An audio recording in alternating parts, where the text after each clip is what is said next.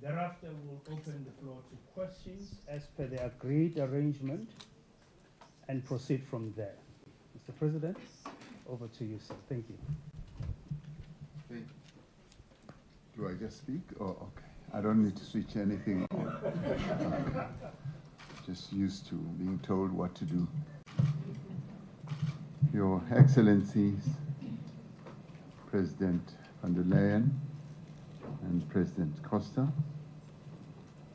our honored guests from the European Union, distinguished members of the European Union and South African delegations. It has been a real honor to jointly preside over this 8th South African European Union Summit, which has taken place here in the beautiful city of Cape Town, in our most beautiful country, South Africa. Your presence here today reflects our shared commitment to enhancing our strategic partnership for the mutual benefit of the peoples of Europe and the people of South Africa. Today's summit focused on a number of issues that were covered and discussed during our summit, and they focus on strengthening our trade and investment relations, which are vital for the growth of our economies and the achievement of our development goals as South Africa. We have prioritized the issue of transition to green energy, ensuring that this process continues to be a just one, as well as an inclusive one, and safeguards the livelihoods of those who will be most affected by this transition. We also had discussion on our robust cooperation in a number of areas such as education, science, technology, and innovation, and health, as in the manufacturing of vaccines. We have recognized the vital importance of developing the skills and capabilities of young people, starting from early childhood development through to the training of young people in the skills of the future, and also cooperating in the area of producing PhD graduated people. At the global level, we reaffirmed our commitment to multilateralism, to the rule of law, and to the central role that is played by the United Nations in maintaining global peace and security. We also expressed our resolve to resist any actions that undermine multilateral cooperation. We reinforced our belief that the institutions of global governance must be reformed to make them representative and fit for purpose, particularly the United Nations Security Council, as well as the global financial institutions. We agreed that addressing the root causes of conflict is essential for achieving durable peace, security, and stability in the African continent. As South Africa, we have made a call for humanitarian intervention and assistance, particularly for displaced people in the Eastern Democratic Republic of Congo.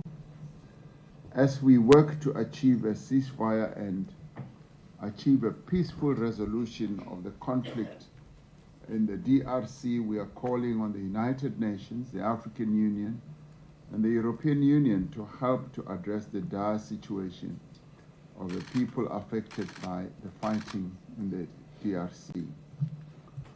We have concluded a joint declaration that highlights the critical areas of our discussions. We welcome the announcement by the European Union of a global gateway investment package of some 4.7 billion euros, amounting to 94 billion rand, to assist strategic and to support strategic investment projects in our country.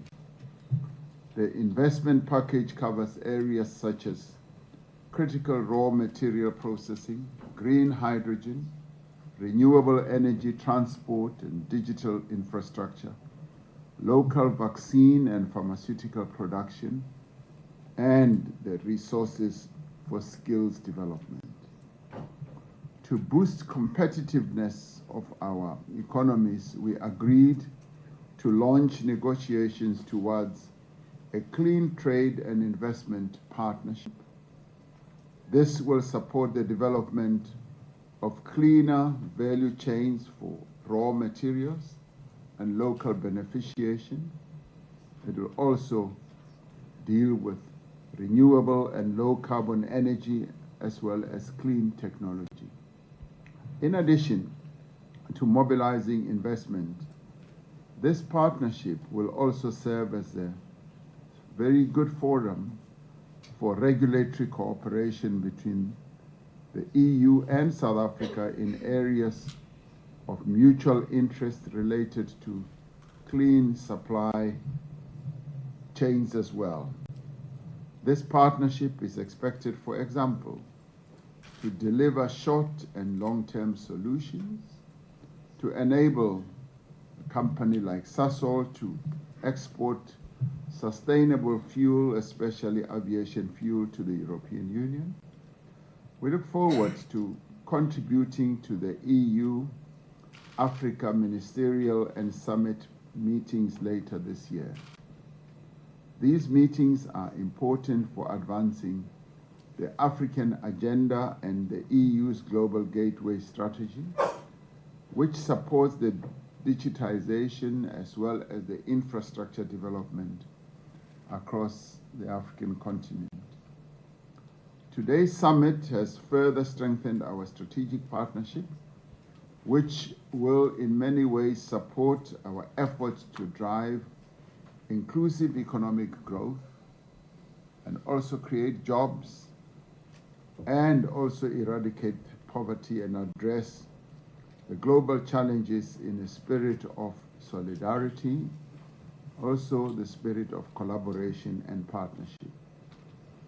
On behalf of the government and the people of South Africa, it has been a real pleasure to host our visitors and our friends and partners from Europe today, reaffirming our commitment to building strong, mutually beneficial relations with the European Union. It has truly been a real pleasure to have you all from Europe visiting Cape Town here in South Africa for our summit. And thank you very much for being here. Thank you.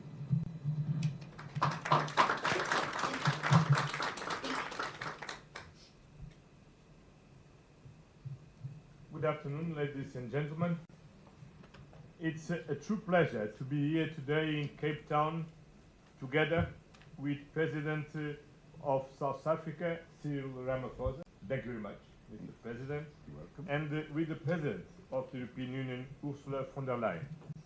Together, we have just concluded a highly successful European Union South African Summit, the first one in 7 years, but one that could not have come at a more crucial moment. The world has changed significantly since our last meeting.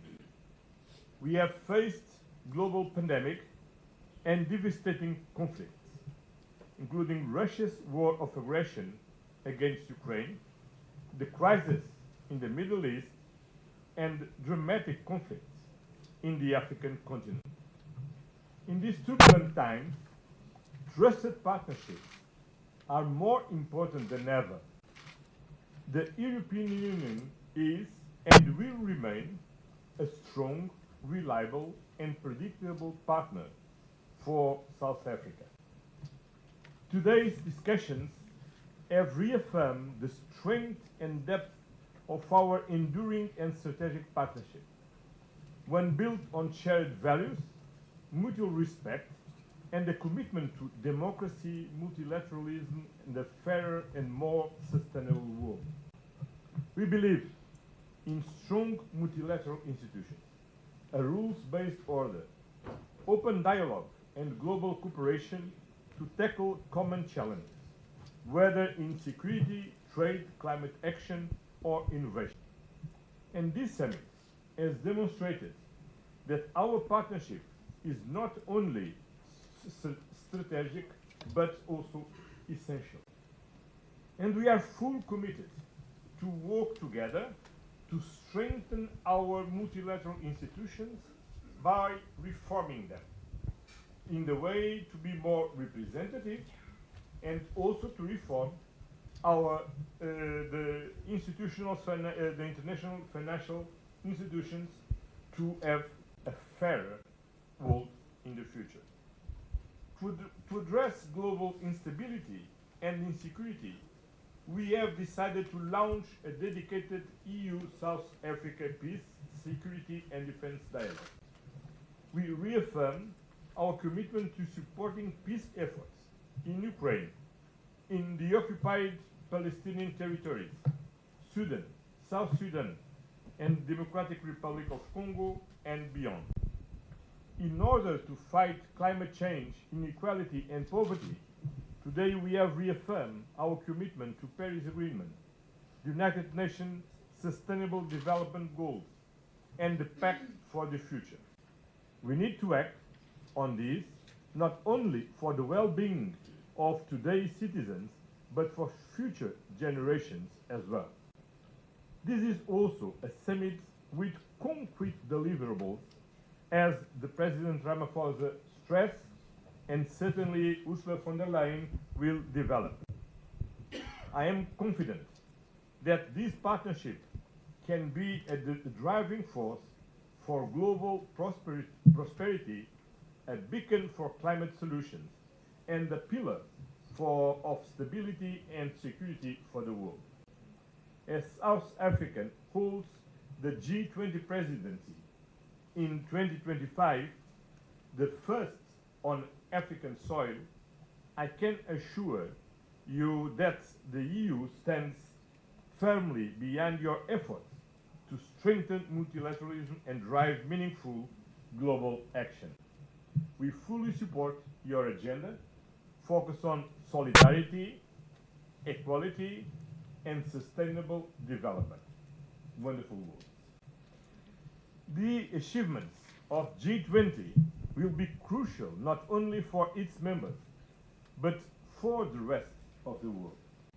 The summit has paved the way for even deeper cooperation and new opportunities for engagement. It is my hope that we will maintain the regularity of our summits. And dear President Ramaphosa, thank you for your hospitality and for hosting these landmark summits. And we are waiting for you next year in Brussels. Thank you very much.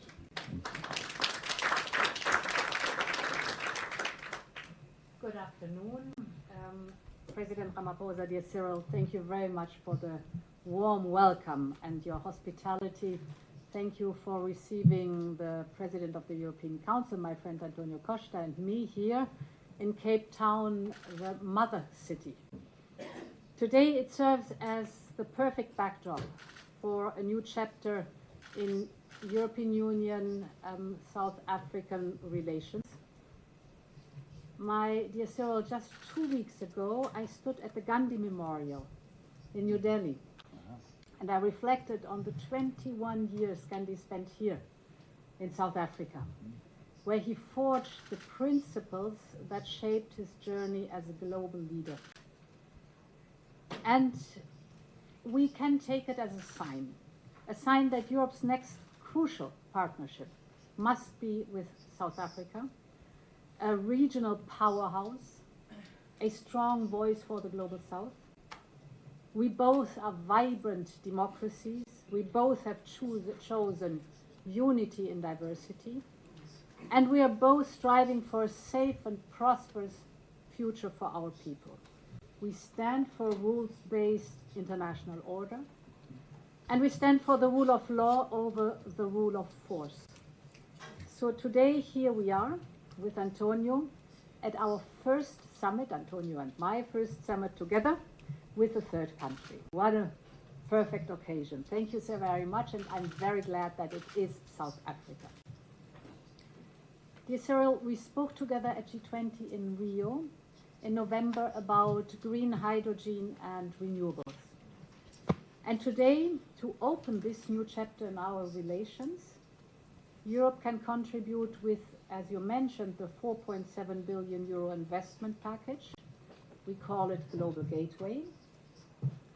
As you said, it is around about 94 billion rand. And with this package, we want to work together on three key initiatives. First, together we invest massively in projects that support the Just Energy Transition Partnership. For example, an investment platform that will boost green hydrogen, batteries, renewables, all strategic industries for the future.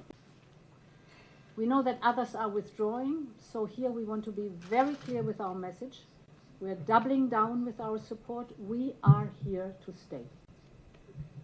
Second point, with this package, we are also investing in connectivity. We're investing in transport corridors, like the north-south Lubumbashi to Durban route, to upgrade railway and port infrastructure, so important for connectivity. And we are also investing together in digital networks. We will work on fiber and 5G, for example, so that South Africa as a whole country is connected, but also, of course, connected to the rest of the world. Finally, on health, indeed, we both learned bitter lessons during COVID-19. And therefore, we support your pharmaceutical industry with 700 million euro, because it means vaccines and medication produced in South Africa, for the people of South Africa, and the wider African continent. And it is both in our shared interest and in the interest of global health that we promote here the pharmaceutical industry, because we know that diseases do not know any borders, so we have to join forces to fight them. This package will already make a big impact on our economies and the creation of good jobs, but now we have decided to go further. The European Union is South Africa's largest trading partner. We are launching now negotiations on a new generation of trade deal. We call it a clean trade and investment partnership. And South Africa will be the first to sign such an agreement. Basically, it is focusing on investment in clean energy transition, from hydrogen to renewable, you name it, but of course very much focusing also on skills, on the new technologies of the future. And important is for us that we develop strategic industries from the start to the finished product. So creating good jobs and growth right here in South Africa.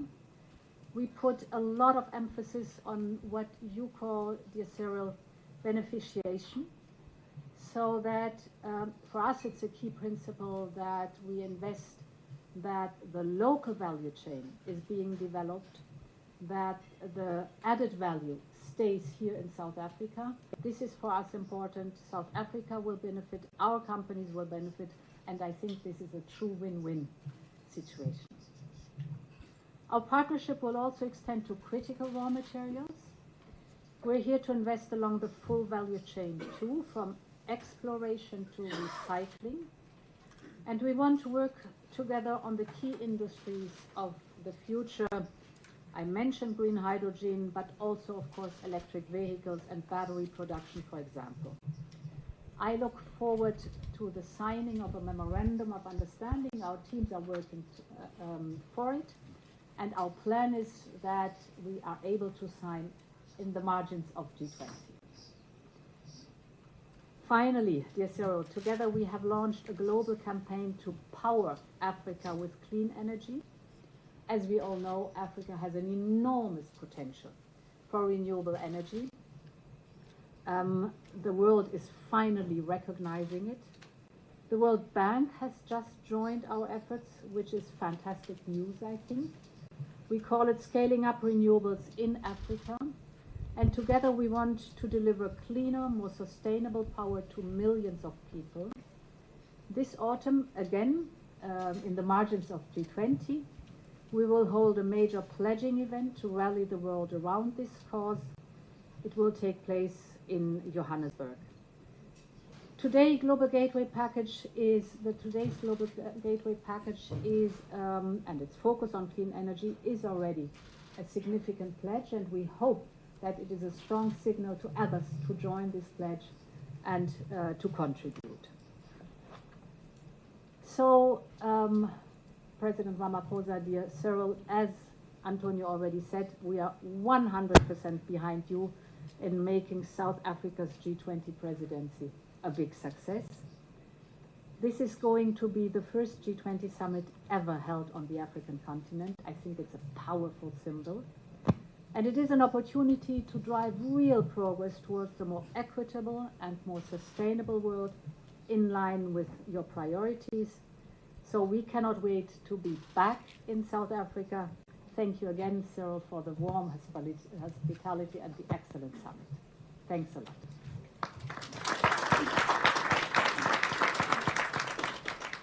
Thank you very much, Your Excellencies. We will now open the floor to questions.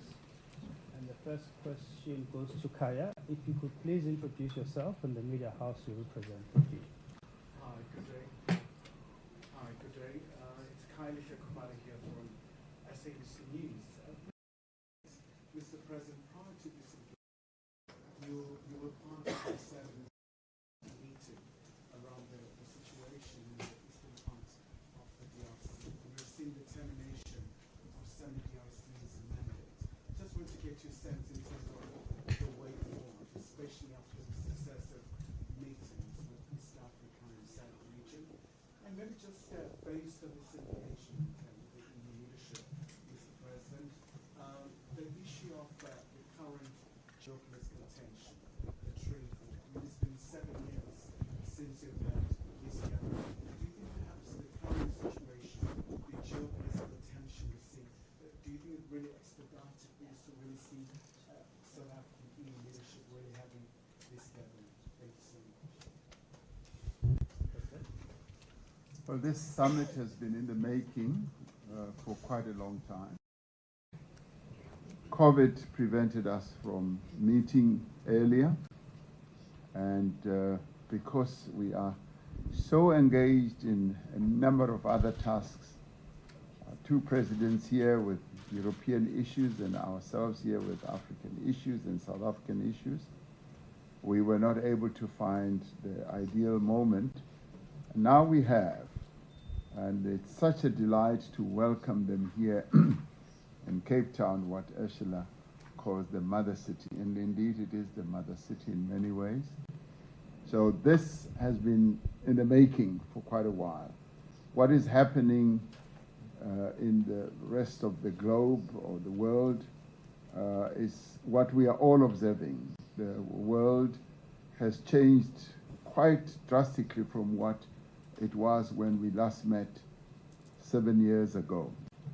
But what we are very pleased with is that our partnership, our relationship is firm, is strong, and what is going on in the world is even going to strengthen our resolve to remain partners in order to tackle the many challenges that are arising in the world, and more particularly for us as South Africa to really appreciate the support that we are receiving from the EU as we are president of the G20, and the support that we will get in the rest of the meetings that we are going to hold from the EU, and also an appreciation not only of our priorities as set out, but also of the theme that we have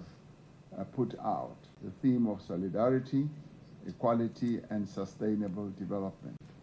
So we appreciate the support that we are receiving from the EU. On the first question, Yes, SADC held its heads of state summit today. It was a special summit. And this was to re-endorse the positions that were taken by the joint summit, which was also very historic, between SADC and the East African community, where we called for a ceasefire and the bringing to an end of that conflict in the Eastern DRC through diplomacy and negotiations.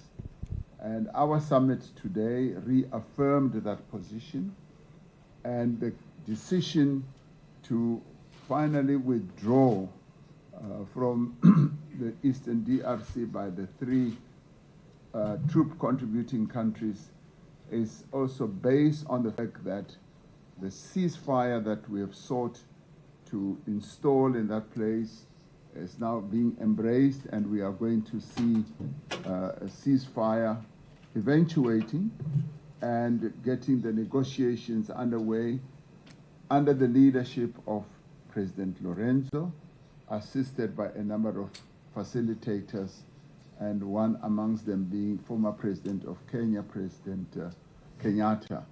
So that for us is a confidence-building measure that enables us to then have a phased withdrawal from the Eastern DRC, and hoping that we will get the support that is needed from a humanitarian point of view, and indeed from a political point of view, to make sure that that ceasefire holds as the various parties, both state actors and non-state actors, parties collaborate, ensure that there is a permanent peace in that part of the world, so that the people of the DRC can carry on with their lives on a peaceful basis.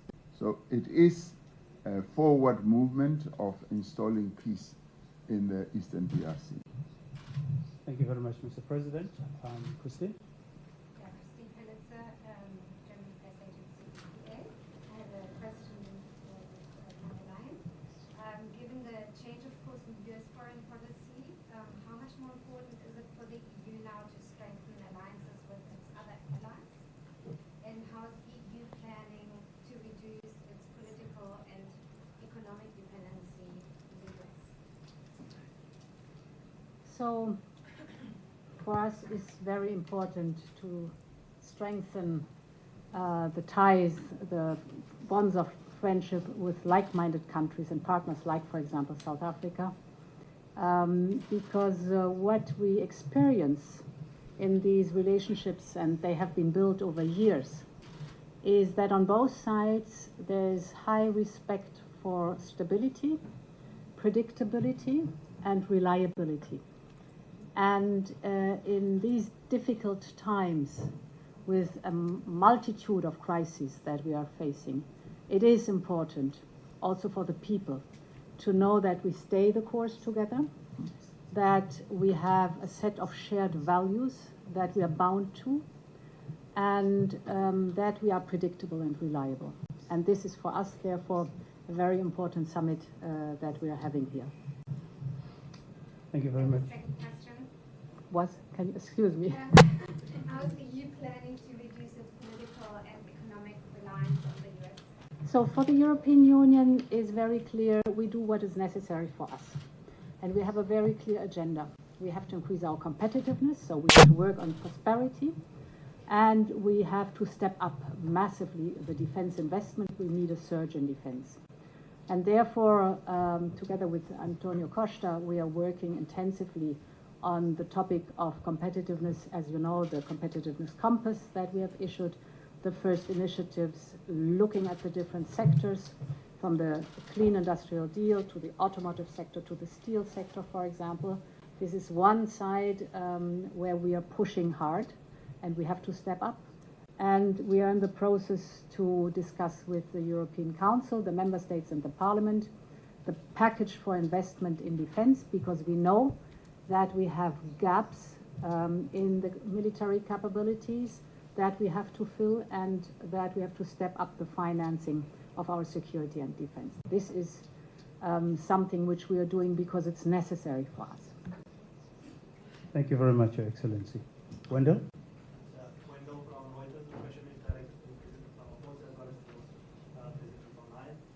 the light of Ukrainian President Zelensky's visit to South Africa next month,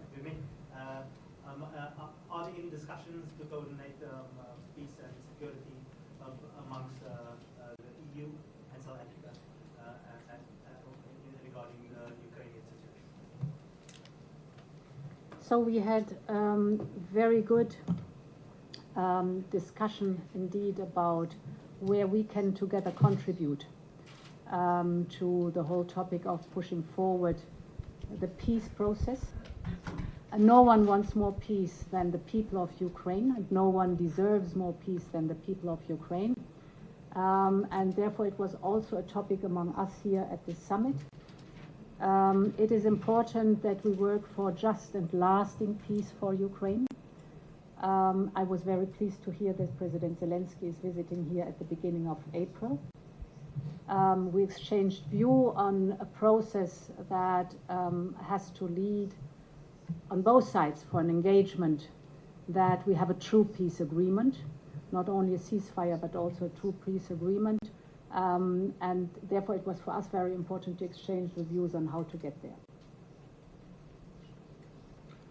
We've always held the view that that conflict in the Ukraine and between Ukraine and Russia can only really be resolved through a negotiated settlement. As I'd like to believe that all wars and conflicts are. And we've always said that we want to hasten a peace settlement between Russia and Ukraine. And we've been saying exactly that to both parties. Whereas in the past we've been branded as being one-sided. Our involvement in all this has proven and demonstrated that we are neutral, and we've been encouraging both Ukraine and Russia to find a peaceful solution. And we will continue to do so even when President Zelensky comes here.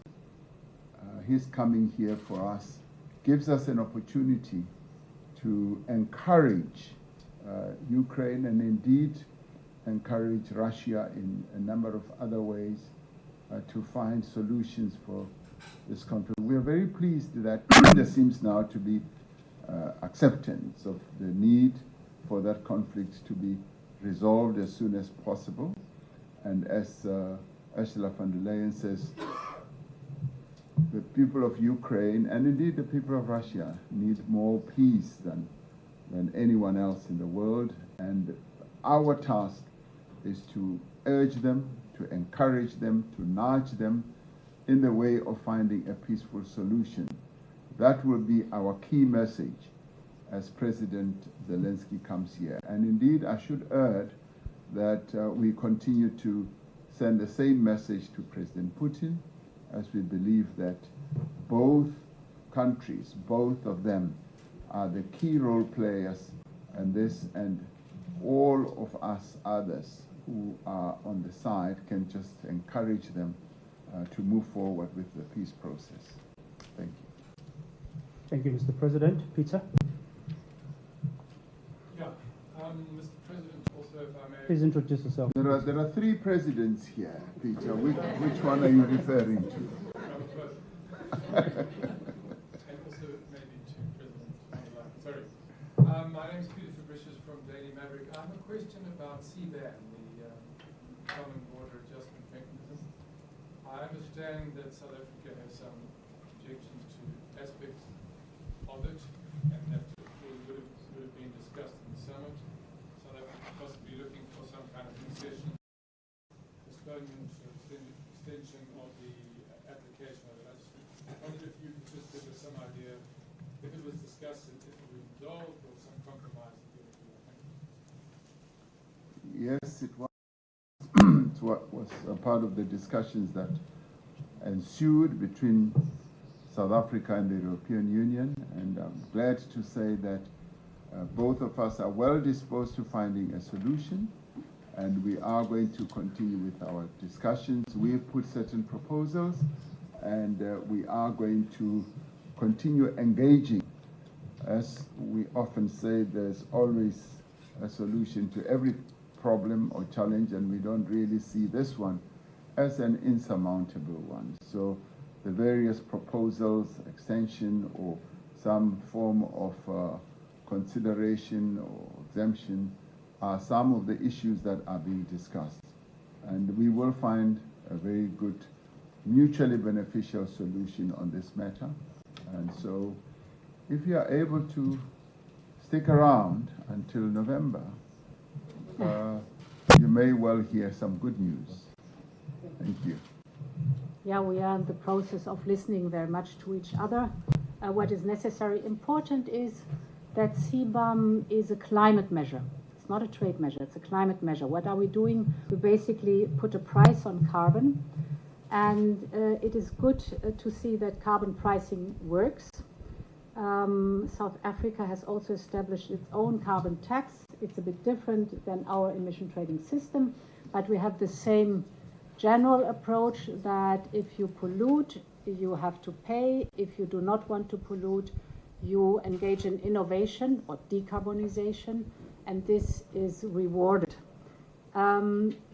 Very important is, as South Africa has a carbon tax paid by South African exporters, this will be deducted. This is very important. So no one has to pay twice. Very important message. And then we listened also to the worries and the concerns of South Africa and others, and we have started a process of simplification. We have basically, the process has to be finished in Parliament and Council, but we have proposed as Commission to exempt more or less 85%, up to 90%, I even think, of the companies, the scope of the companies that are falling under CBAM. So a huge amount, if not all, small and medium anyhow companies will be exempted not to do the work on CBAM, so a strong step into simplification, and our teams are working on the details that are now specific for South Africa and the European Union. Thank you very much. Winnie? Yes, hello, it's a question, Winnie Claret from Radio France. It's a question for Ursula von der Leyen. Today, President Donald Trump threatened a 200% tariff on European champagnes and wines as a retaliation of the tariff on American whiskey. What should be the answer of Europe? We don't like tariffs because we think that tariffs are taxes and they are bad for business and they are bad for consumers. We've always said that we will at the same time defend our interests. We've said it and we've shown it, but at the same time I also want to emphasize that we are open for negotiations. The Trade Commissioner is in contact with his counterpart in the United States, and they will have a phone call tomorrow on exactly this issue. Thank you very much, Your Excellency. Caroline. Yes, bonjour. Caroline Dumais from France 24. I've got an extra question for President Ramaphosa on the DRC. You say it was done in the context of a ceasefire, but I mean, we all know the situation at the moment, how fragile it is. What are the consequences of your troops leaving? Was it in question that your troops would go back under maybe the African Union or under another kind of umbrella? And what is the timeline? I mean, are the boys going to be back home in a few weeks, in a few months? I mean, how do you foresee that withdrawal? And another question for the European Union. You're talking about a global envelope of 4.7 billion. But I'd like to know what is actually the money devoted to the just transition in South Africa. The US has withdrawn $1 billion. It's a huge amount compared to the whole transition plan. Is the European Union going to basically fill the gap of what the US is taking away? What are the exact figures? The exit or the withdrawal, better still, is going to be a phased withdrawal from the DRC, and it will take into account the existing conditions as they evolve on the ground. Yes, the situation is precarious, but the peace as it is now is holding, and we're hoping to consolidate that as the withdrawal process moves on. And it should be seen as a confidence-building measure to consolidate the ceasefire and the peace. One of the other issues that will consolidate that is the commencement of negotiations and talks between state actors as well as non-state actors. We see this as one of those initiatives or interventions that are going to make sure that there is peace in the Eastern DRC. In the end, the African Union obviously is seized with this matter, and it will continue to examine precisely how it should all evolve. But as for SADC and the East African community, we want a ceasefire and we want a peace as soon as possible. Thank you.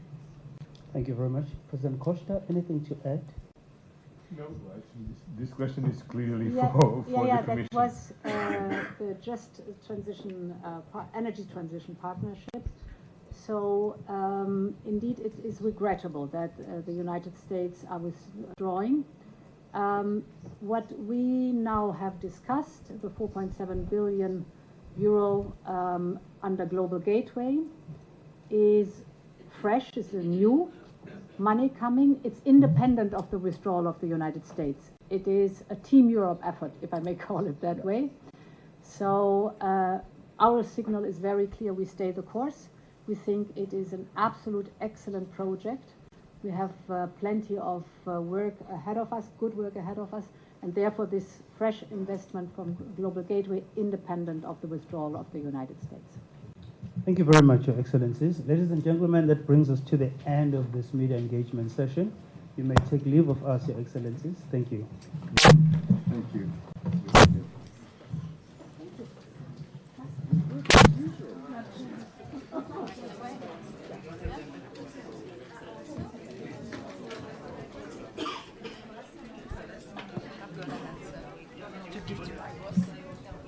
It's a job, eh? Are you satisfied? Yeah.